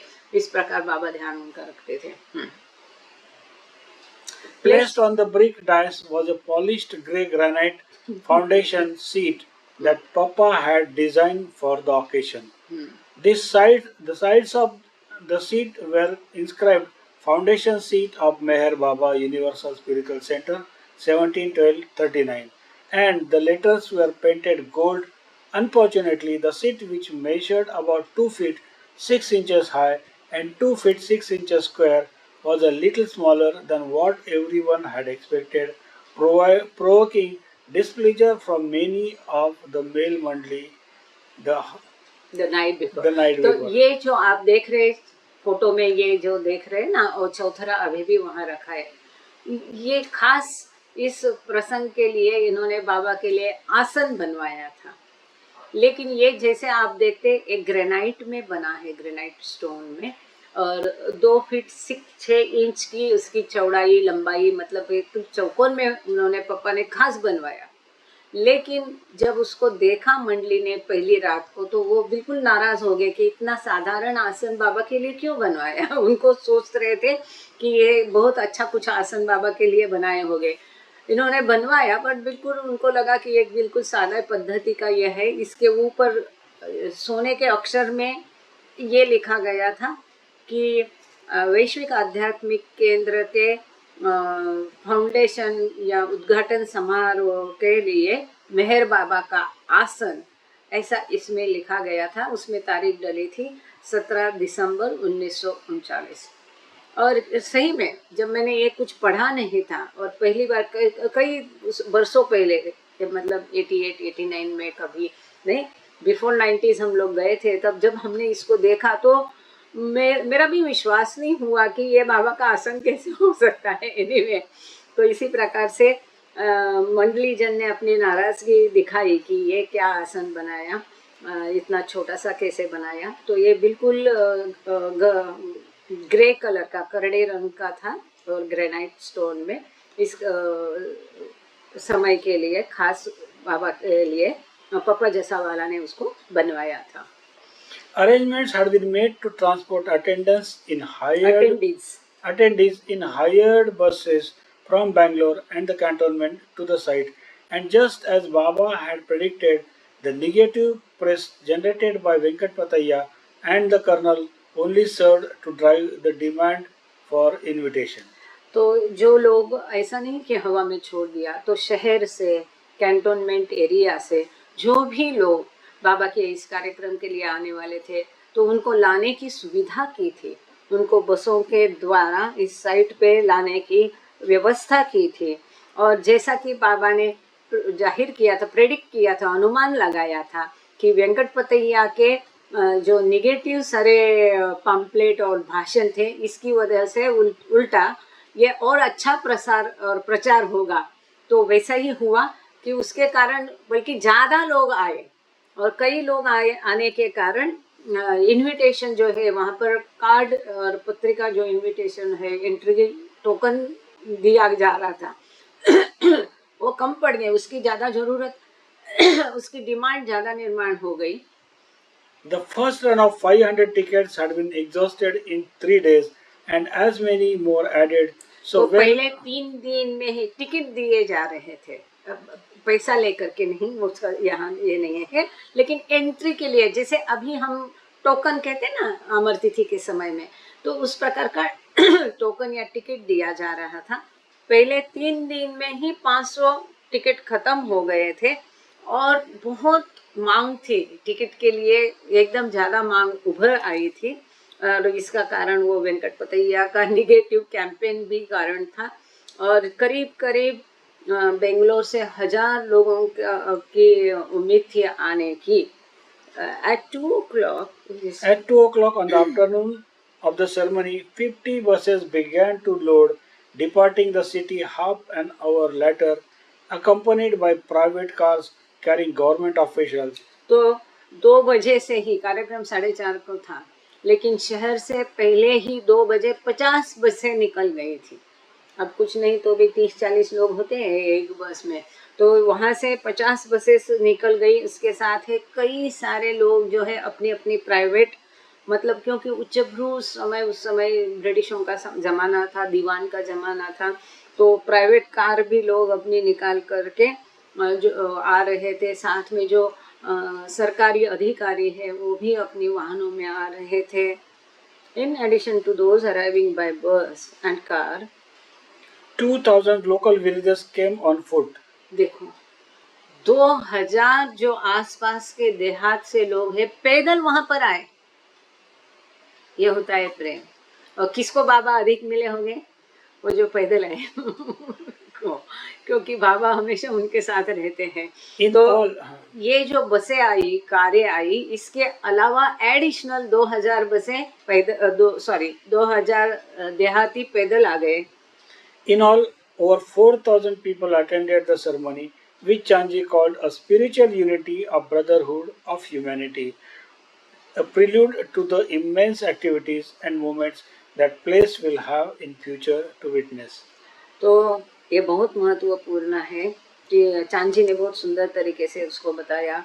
वो कहते हैं कि करीब करीब 4000 से अधिक लोगों ने इस सेरेमनी में हिस्सा लिया और चांजी कहते हैं कि मानवता में जो आपसी भाईचारा और एकता है, इसका ये चित्र था, ये इसकी शुरुआत थी, ये प्रस्तावना थी कि आगे जाके इस केंद्र के द्वारा जो गहन और बाबा के द्वारा जो गतिविधियां होने वाली थी, जो मूवमेंट होने वाली थी इस जगह पर, तो ये भविष्य इसका साक्षी रहेगा कि किस प्रकार से आपसी भाईचारा और अच्छा संतुलन यहाँ पर मानवता में एक दूसरे में होगा। इसका ये एक नज़ारा था।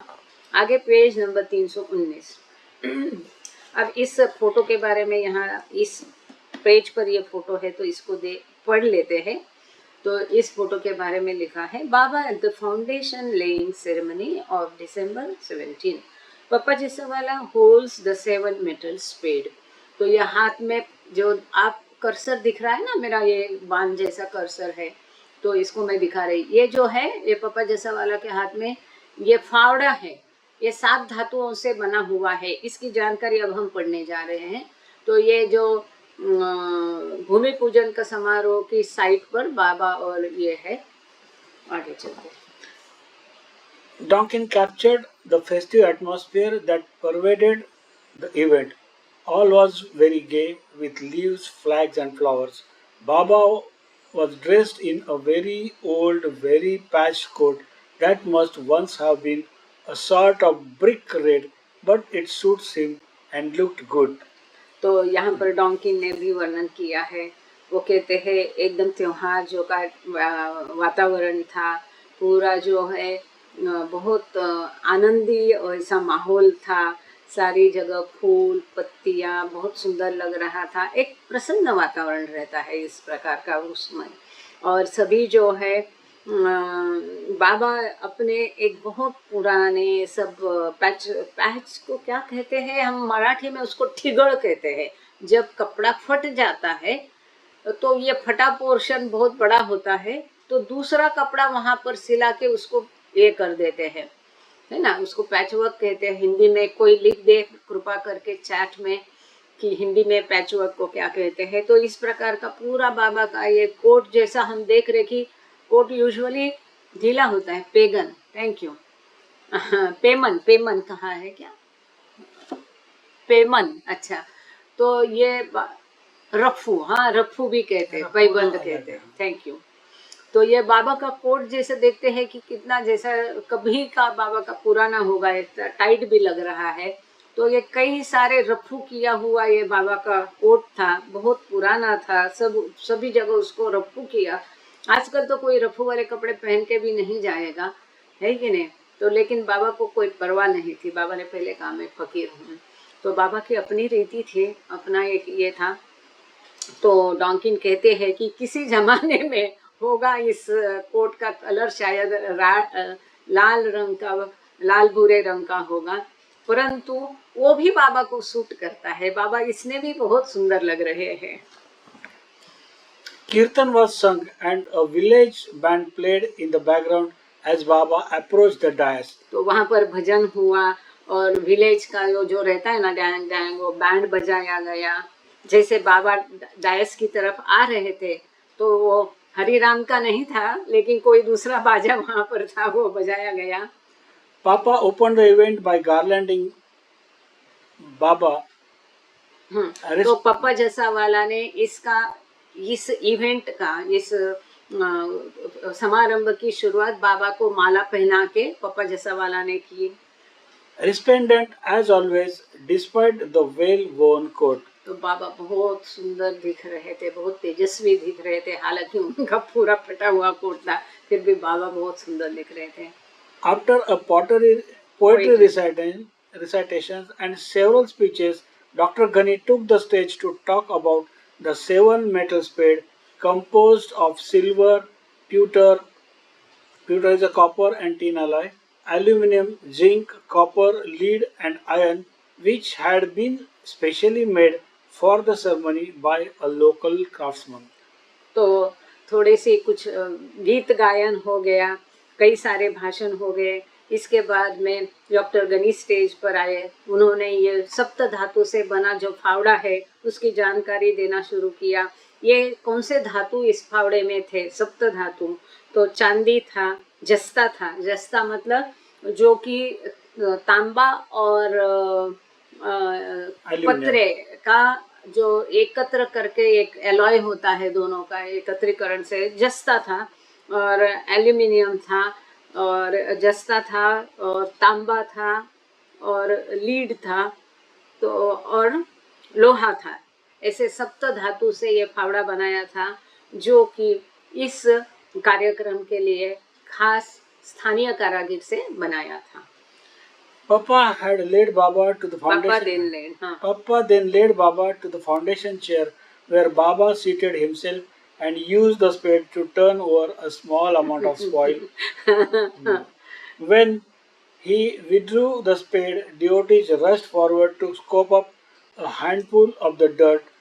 He also drove a spike into the ground, marking the location of the central structure, which was to serve as his house once he moved the ashram there. तो बाबा ये जो आप आसन देख रहे हैं, इस आसन पर बैठ गए हैं अपने चेहरे पर, मतलब ये जो प्रतिष्ठापना के लिए या नींव समारंभ के लिए जो आसन बनाया था, इस पर बाबा बैठ गए और बाबा के हाथ में फावड़ा दिया गया। फिर उसी फावड़ा से वहाँ की थोड़ी जमीन बाबा ने खुदेरी, जैसा होता है ना, जो फावड़ा थोड़ा चलाकर मिट्टी, ये जो स्पेड है इसको फावड़ा ही बोलते हैं ना कुमार भैया, फावड़ा ही कहते हैं ना इसको। हाँ, तो यहाँ पर वो फावड़े से, मैं फावड़ा कह रही हूँ, ये जो स्पेड है। तो जी थैंक यू रेखा दीदी, जी थैंक यू कुमार भैया। तो ये फावड़ा से बाबा ने थोड़ी मिट्टी वहाँ की खुदेरी यही होता है ना भूमि पूजन में, मतलब जिसका नींव डालना कहते हैं उसको। तो जैसे बाबा ने वहां से मिट्टी खुदेरी, तुम्हारे हमारे जैसे जो वहां पर भक्त बैठे थे तुरंत वहां दौड़े कि इस मिट्टी को इकट्ठा करने के लिए सभी भक्तगण ने वहां पर भीड़ मचाई, क्योंकि बाबा के द्वारा ये मिट्टी वहां से हटाई गई थी। तो इसको फेंकना नहीं, तो इसको एकत्रित करके अपने पास एक अमूल्य खजाने जैसा लोग रखते हैं। तो वैसे लोग सारे दौड़े वहां पर मिट्टी एकत्रित करने के लिए।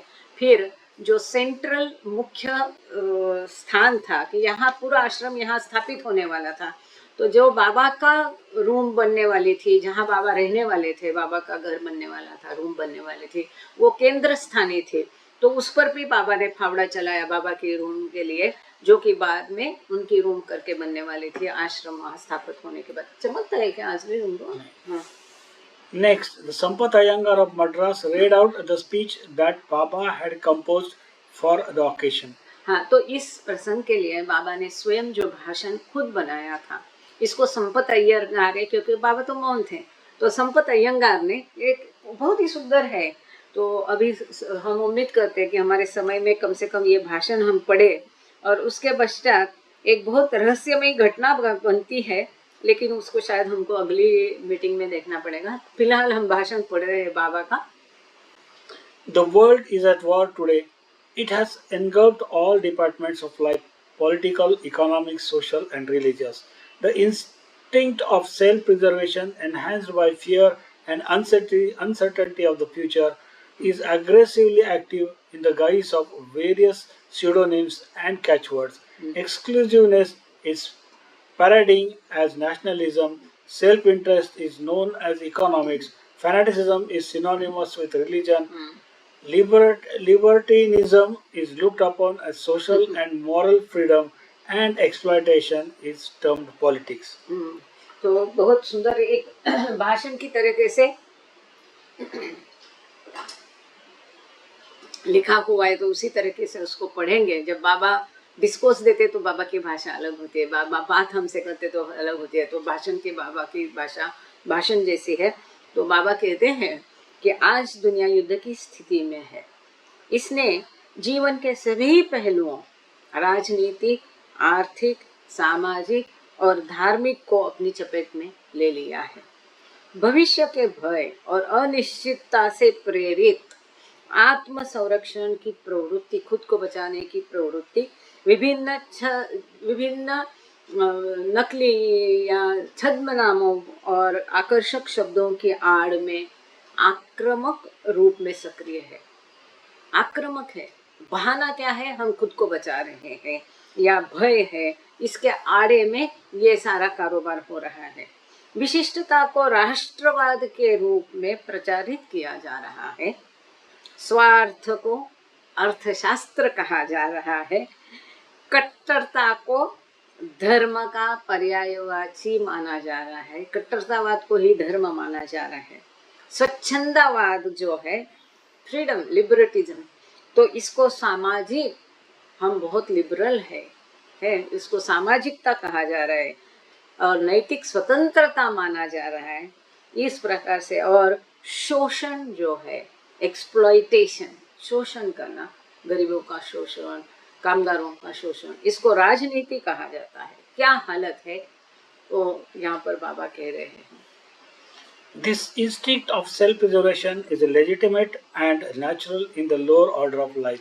तो लेजिटिमेट मतलब उचित है। हाँ, तो बाबा कहते इस प्रकार के खुद को बचाना वाजिब है, उचित है। कब है? जो उत्क्रांति का प्रवाह है, जीवन का जो आगे बढ़ने वाला प्रवाह है, उसमें नीचतम जीवन जो है, जो कीड़े मकोड़े हैं, उनके लिए वो ठीक है। In the lower scale of evolution.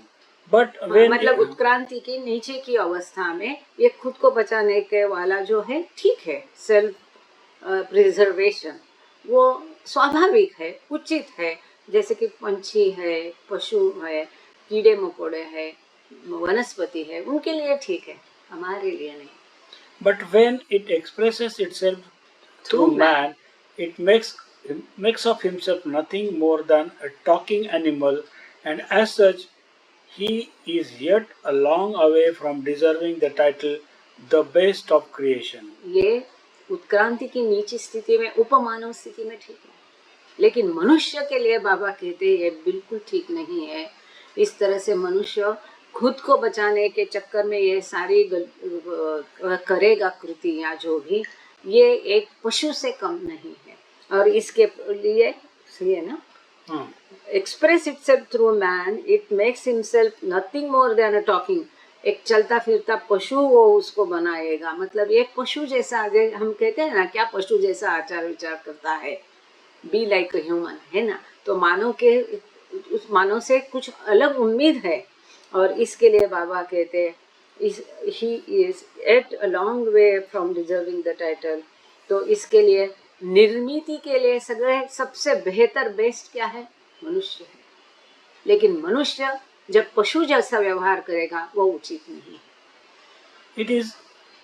Is it anybody's fault if one finds oneself on the right side of the things or the wrong side of the things? यदि कोई किसी चीज में सही है या गलत है, वो उसका दोष है क्या?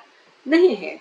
तो बाबा आगे कहते हैं, no, every human being has come to serve and achieve a definite purpose, and by playing his part to perfection, he automatically works out his own salvation. तो बाबा कहते हैं ये किसी का भी दोष नहीं है, ये प्रत्येक मनुष्य का एक उद्देश्य है, और इस पर्टिकुलर उद्देश्य से ही वो अपनी भूमिका अपनी तरह से परफेक्ट अदा करता है, और अपने आप ही जाने अनजाने में वो अपने उद्धार के लिए कार्यरत होता है।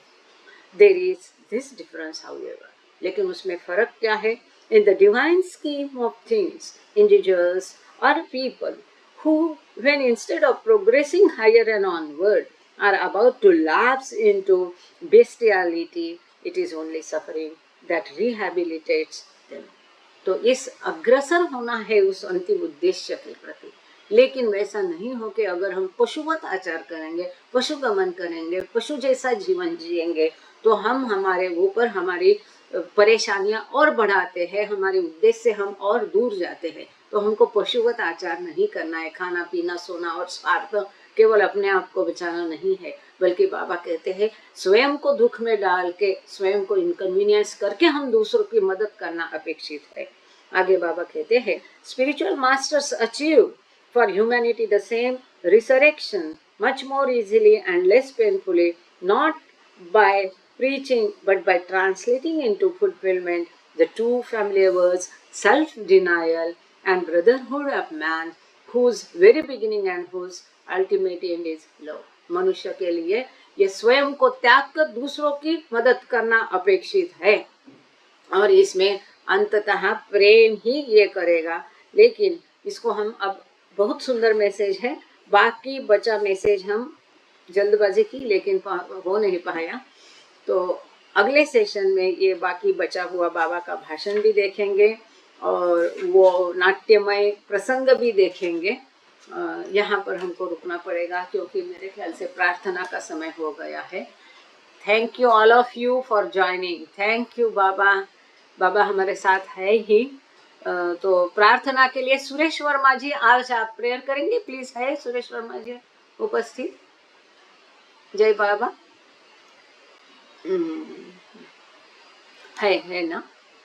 हाँ सर, प्रेयर आप करेंगे?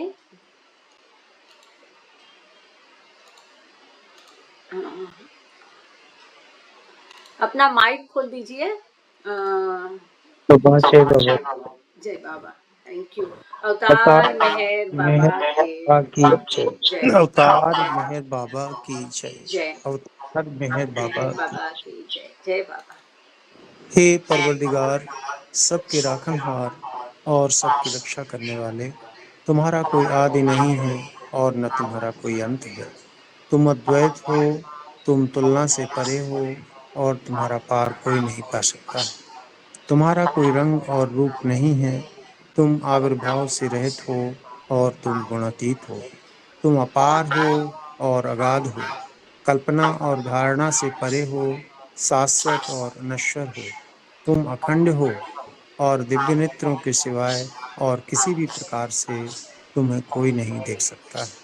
तुम्हारा अस्तित्व सदैव था तुम सदैव रहते हो और तुम सदैव रहोगे। तुम सर्वत्र हो, तुम हर वस्तु में हो और तुम हर जगह से परे तथा हर वस्तु से परे भी हो। तुम आकाश में हो और पाताल में हो, तुम व्यक्त हो और अव्यक्त हो, तुम सब लोकों पर हो और समस्त लोकों से परे हो। तुम तीनों भुवनों में हो और तीनों भुवनों से परे भी हो।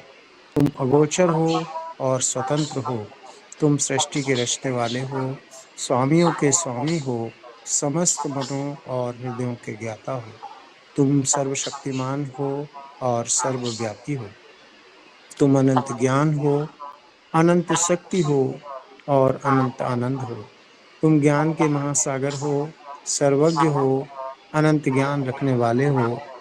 तुम भूत, वर्तमान और भविष्य के ज्ञाता हो और तुम स्वयं ज्ञान हो। तुम पूर्ण दयामय हो और सतत परोपकारी हो। तुम आत्माओं की आत्मा हो और अनंत गुणों से संपन्न एक परमात्मा हो। तुम सत्य, ज्ञान और परमानंद की त्रिमूर्ति हो। तुम सत्य के मूल हो, प्रेम के महासागर हो।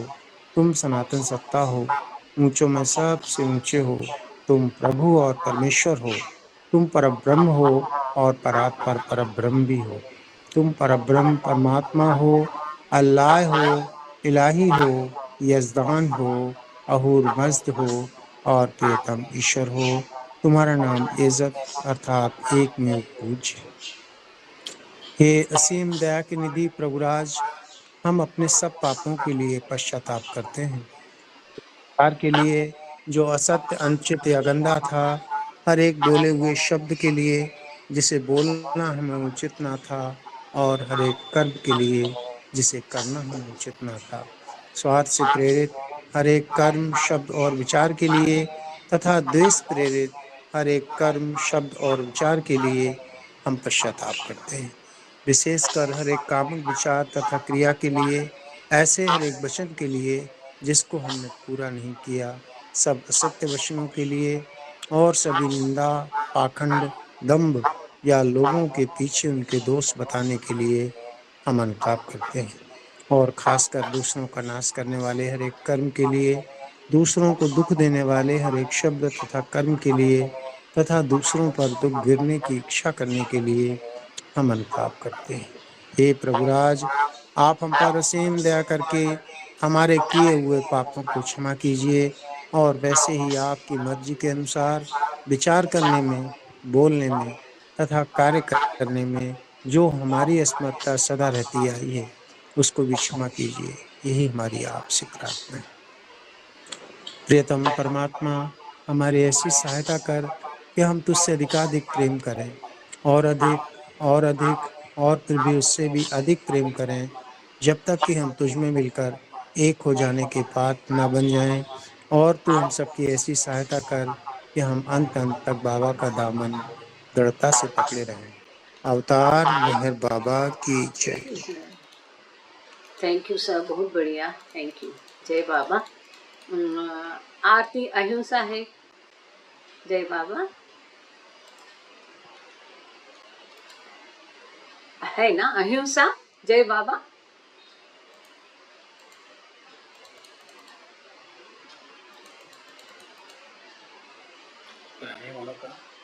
हाँ मैडम, हाँ बोलो। हाँ। बुझावे नार जहलत कर खुद रत्न परमातु छेलागी आश भक्तों ने के बख्शे नूर मातु अयामुर्शद मेहर बाबा चरण पर तुझ धरिए सर खुदा ना जात थी वाकी फतेह तो मेहर बातू तुझे मालिक हकीकत नु तू आशिक भी न्यारी भी तुझे दरी याए वहदत मारे पतनो होई तूफातू अमोर है रब मेहर साली बख्शे ज्ञान इज़्ज़तनु के तू पर महात्मा ज्ञानी छने मो तारे फातू खुदाना प्रेमनो प्यालो पिलावी मस्त मने कर छे तुझ पर जान सदके साकिया पीर पैमा तू हमारी नाव भर दरिए तरावे तो हमें तरिए हमारा ना खुदाए मेहर बाबा छेनी गे बातू हमारा ना खुदाए मेहर बाबा छेनी गे बातू बुझावे नार जहलत दी ये कर कुदरत फरमातू छेलागी आशवतों ने के बख्शे नूरे मातू अवतार मेहर बाबा की जय। थँक यू बाबा. जय बाबा. सुरेखा ताई जय बाबा. हो जय बाबा. व्हायला पाहिजे होतं. जय बाबा. अवतार मेहर बाबा की जय. ताई ती हे म्हणा ना मेहरराज. कुठली? मेहरराज मेहर राज. हा हा एक मिनिट काढते थांबा. हा तोपर्यंत निशिकांत नाईकला म्हणू देऊ का तुम्हाला वेळ असेल तर. मेहरराज ये राज तुझनो प्रणय जगत. अच्छा सुरेखा ताई ये निकाल रहे हैं. बहुत सुंदर आरती है. तो निशिकांत नाइक जी जय बाबा.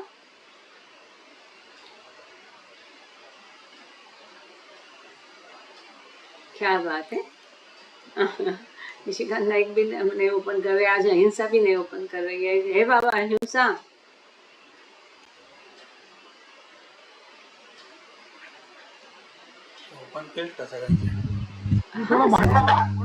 हा आरती जोपर्यंत ताई आरती काढतायत सुरेखा ताई तोपर्यंत तुम्ही एक आरती कराल ना. कल्पना म्हणू का? हो ती मेहरराज नाही दुसरी म्हणाल कुठली. ही पण नाही. हा तुझा वेळ सोडून. हा जय बाबा. जहाँ कल्पना जब पहुँचे ऐसे अपरम नेति वेद पुकारे महिमा तोरी अपार दिव्य सनातन परम दयालु दिव्य सनातन परम दयालु हे जगदीदार मोहिर मन आरती स्वीकारो मोहिर मन आरती स्वीकारो धूपदीप चंदन चरचाना भोग लगाना फूल चढ़ाना मराही तुमको लौटाना काहे बढ़ाई करूं हे रमन आरती स्वीकारो हे रमन आरती स्वीकारो सकल निधि के तुम कारण हो सकल विश्व तारण हारे हो तुम सम तुम और समार नहीं तुम तुम ही हो। हे सत अवतारो मेरा मन आरती स्वीकारो। मेरा मन आरती स्वीकारो। ओ सकल चराचर तुम्हारी माया, माया भी तो तुम्हारी छाया। तुम्हारा अंत न कोई पाया, तुम हो अनंत खरो। मेरा मन आरती स्वीकारो। मेरा मन आरती स्वीकारो। ओ अपने को जब जो नहीं जाने, महिमा तुम्हारी क्या पहचाने। जो कुछ जो कुछ भी भी कहते कहते अनजाने, अनजाने गुण गुण गाते गाते तुम्हारो। तुम्हारो मेरा मेरा मन मन आरती आरती स्वीकारो। स्वीकारो मेरा मेरा मन मन आरती आरो। स्वीकारो ओ ईमाना ही तुम्हारी कृपा को, क्या क्या कोई दे कोई दे सकता सकता प्रभु प्रभु तुमको। तुमको भीख भीख तुम्ही दो तुम्हें दो प्रेमी प्रेमी जनों को, जनों को नित्य नित्य तुम्हें तुम्हें सुमरो। सुमिरो मेरा मेरा मन मन आरती स्वीकारो। मेरा मन आरती स्वीकारो। दिव्य सनातन परम दयाघन, दिव्य सनातन परम दयाघन। हे जगदुद्धारो मेरा मन आरती स्वीकारो। मेरा मन आरती स्वीकारो। अवतार अवतार मेहेर बाबा की जय. थँक्यू निशिकांत भाऊ. बगीचेत आहे वाटतं. सुरेखाताई मिळाले का? जय बाबा. अवतार मेहर बाबा बाबा की जय. मेहर राज तुझनु रणो जगत माज. बांधी बैठा छे आस तुझ पर, छोड़े सर्वे काज. सुखनो सागर स्वरूप सुंदर, ज्ञाननो भंडार. जगत ने खातर उपड़िया छे, दुखो ते अपार. मिहिर राज तुझनु त्रणो जगत मा काज. बांधी बैठा छे आस तुझ पर, छोड़े सर्वे काज. सजा तारी बुझावे सर्वे, देखो ने बदकार. सुख शांति बख्शे छे तू, सौ संतो ने अपार. भेगा करी हम बंदो ने सर्वे, देखाड्यो आत्मिक सार. शिखाड्यो हमने संत मार्ग ते, ईश्वरी अवतार. मिहिर राज तुझनु त्रणो जगत मा काज. बांधी बैठा छे आस तुझ पर, छोड़े सर्वे काज. जात भेद ते दूर करीने, किदा सर्वे एक सा. करो खुदा नो ख्याल बख्शो, तेओ मेहरबान. मन हमारू हरण करीने, कापिया पाप अपार. सर्वे सुख ना भोगे ते, कीधा छे उपकार. मिहिर राज तुझनु त्रणो तणे जगत मा जगत मा काज. काज. बांधी बैठा छे आस तुझ पर, छोड़े सर्वे काज। शरण छे तुझने सर्वे जेओ, रहे छे तुझनी पास। बखे छे तेओ अजान जेओ, न जाने तुझने खास। रचे जे बाजी तरह तरहनी, राखी एक विचार। बचावे जीवड़ा तोड़ावे साकड़, शिखावीने प्यार। मिहिर राज ए राज तुझनु, त्रणो जगत मां काज। बांधी बैठा छे आस तुझ पर, छोड़े सर्वे काज। अर्ज हमारी कबूली दे जो, करावी हमने पार। सर्वे सर्गो ना मालिक छा, तमो जगना तारणहार। तलब तमारी करे छे कुछ, संतो ने जरदार। कर नसीब सेवा तुझनी हो, खुदाई अवतार। मिहिर राज ऐ राज तुझनु, प्रणो जगत मा आज। बांधी बैठा छे आस तुझ पर, छोड़े सर्वे काज। बांधी बैठा छे आस तुझ पर, छोड़े सर्वे काज। तुझ पर छोड़े सर्वे काज।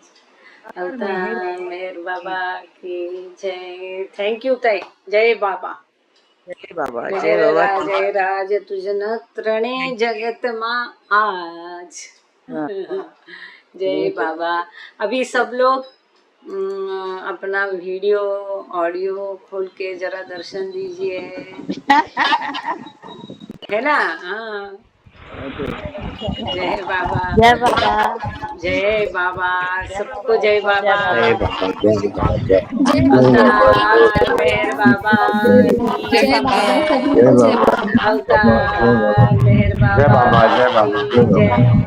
अवतार मेहर बाबा की जय। जय बाबा, जय बाबा, जय बाबा। सबको जय बाबा। सबको थैंक यू। जय बाबा। अच्छा, वो हिंदी वाला जुड़े हैं कि नहीं आप लोग? जो इन्फिनिट इंटेलिजेंस के हिंदी में पढ़ने उरई के ग्रुप में डाल रहे हैं, अभी शुरू किया। अब सबने ये मैसेज डाला है, लिंक दी है। अगर किसी ने अभी भी जिसको हिंदी में पढ़ना है इन्फिनिट इंटेलिजेंस, वो बाबा लवर उरई व्हाट्सएप ग्रुप है, मैं भूल गई बीच में बताना, उसमें ज्वाइन करें। मैं नहीं ज्वाइन। हाँ, तो लिंक दी है ना, काफी सारे AMB में सभी ग्रुप में लिंक दी है। जिसको जिसको जुड़ना है, हिंदी में पढ़ना है इन्फिनिट इंटेलिजेंस, वो उसमें भी जुड़े। अगर वो बाबा लवर ग्रुप लिंक दी है, या जिसको जुड़ना चाहे मुझे बता दो, मैं जो ऐड कर दूंगी।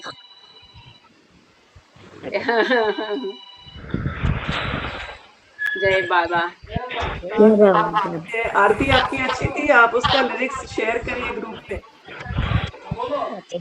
ये भजन ग्रुप में पहले किया था, करेंगे ये भजन ग्रुप में नहीं, जो रुस्तुम है ना, रुस्तुम ईरानी, उन्होंने लिखी थी और मणिमय ने ये ट्यून बनाई थी, मेहर राज ए राज तुझनो। और इसको किटी की आवाज में बहुत सुंदर गाई है इसने, बहुत अच्छा लगता है ये आरती। हाँ, इसलिए उनको ताई को बोला मैंने पहली बार। हा, थोडेसे अजून उच्चार आणि थोडं मी तुम्हाला पाठवते। ओरिजिनल ना माझे जुन्या फोन मध्ये आहे ना, ओरिजिनल मिळाले ना, मी पाठवते तुम्हाला। केटी अच्छा गाती है रानी केटी। हाँ, लेकिन अभी केटी है नहीं ना। बहुत अच्छा लगता है। कोई नहीं।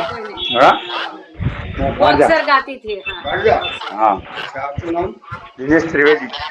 उसको मैंने आरती भेजी, उसको बोला इसको तुम गा सकते हैं? बोले मैं कोशिश करूंगी। फिर जिसको गुजराती आता है उसके पास जाके बैठी, एक एक शब्द उसने समझ लिया, सीख लिया कैसे बोलना है। और किटी का भी रिकॉर्डिंग था। आप यकीन नहीं करेंगे, एक हफ्ते के अंदर उसने तैयार किया, बिठाई आरती और फिर गाई भी। बहुत सुंदर गाती थी, भाव से गाई भी अच्छी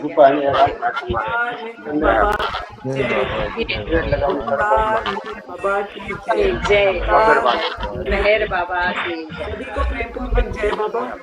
जय बाबा, जय बाबा दीदी, थैंक यू सो मच। सभी को जय बाबा, थैंक यू, जय बाबा, जय बाबा।